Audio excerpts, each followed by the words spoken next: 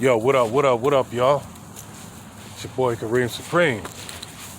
Wanted to talk about the 30-year anniversary of Tupac Shakur's To Apocalypse Now. And for all of y'all that didn't know, that title was based on a movie called Apocalypse Now. It was the same movie that Tupac was watching in the movie Juice. When he was over at Steele's house, they was all watching the movie in the living room, and Tupac was yelling, "Top of the world." Well, that was the original Apocalypse Now movie. That was one of Tupac Shakur's favorite movies. And also, the title was a takeoff of Public Enemy's album, Apocalypse 91, The Enemy Strikes Black, which came out a month before, maybe 2 months before Tupac Apocalypse Now came out. And all y'all know, Public Enemy was Tupac's favorite rap group, as well as mine's. But it was definitely, the movie Apocalypse Now definitely inspired Tupac. But yeah, it's been 30 years. The first time I ever heard of Tupac was actually I saw him in concert in the summer of 1990. It was the Fight the Power concert with Public Enemy, Heavy D, and who else? Kid and Play, and Chill Rob G, and Digital Underground. And Tupac came to Rochester with Digital Underground. He was just a dancer / hype man, but more of a dancer. And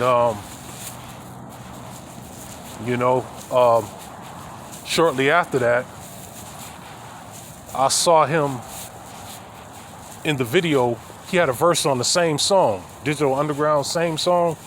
They had a song, All Around the World, the same song. That's Digital Underground. And Tupac had a verse. That was the first time I ever heard him speak, first time I ever heard him rap, ever. And he had the verse, "Now I clown around when I hang around with the underground." And then he later sampled that on I Get Around later on in his career. But yeah, I also heard him on, he was also in the movie Nothing But Trouble before Juice came out. A lot of people think Juice was his first movie when it wasn't. It was Nothing But Trouble with Chevy Chase. The whole Digital Underground crew was in that movie. Yep. So when this album came out, it shocked me because I was like, man, that was quick. He was just, he was just in the same song video spitting one 30-second verse, if that. And I was like, now he got a whole album coming out. Time just flew for me. I was young, about 10 or 11 years old. And the first video I actually saw when Tupac was on his own was Trap. That was the first video that he had off of this Apocalypse Now album. Trap, You Can't Keep a Black Man Down. And believe it or not, a lot of people really wasn't feeling it. I mean, it was all right, but it wasn't nothing special.